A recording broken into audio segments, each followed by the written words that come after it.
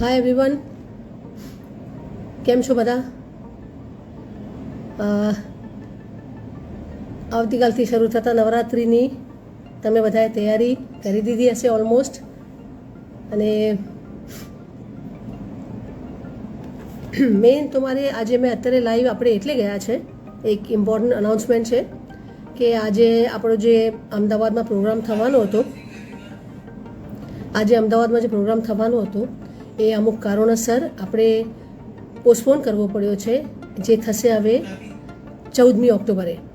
એનું કારણ હું તમને કહું કે અમે લોકો ટોરન્ટોથી પાછા ઇન્ડિયા આવતા હતા, તો મારી અને મારી ફ્રેન્ડ અમે અલગ ફ્લાઇટમાં હતા, એટલે અમે લોકો ગઈકાલ સાંજે પહોંચી ગયા. પણ અમારી આખી ટીમ જે છે 14 જણાની, એ લોકો એર ફ્રાન્સમાં આવતા હતા અને પેરિસમાં એ લોકોનો હોલ્ટ હતો અને પેરિસથી એ લોકોની ફ્લાઇટ નીકળી આવવા માટે બોમ્બે.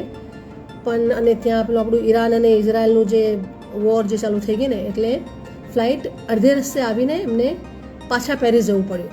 તો ફ્લાઇટ પાછી પેરિસ ગઈ અને અત્યારે આખું ટીમ અમારી ત્યાં પેરિસમાં અટકેલી છે બિચારી.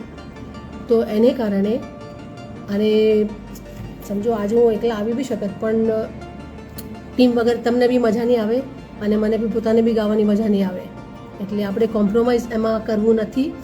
તો પ્લીઝ મને અને આપણી અલ્ટિમેટ કનેક્ટની જે આખી ટીમ છે એમને તમારા લોકોના સપોર્ટની સખત જરૂરત છે અત્યારે.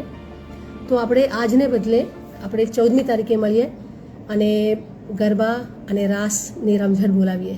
પ્લીઝ અમને સપોર્ટ કરજો અને પ્રાર્થના કરજો માતાજીને કે અમારી ટીમ આવતીકાલથી શરૂ થતા નવરાત્ર માટે સુખરૂપ રાતે પછી આવી જાય.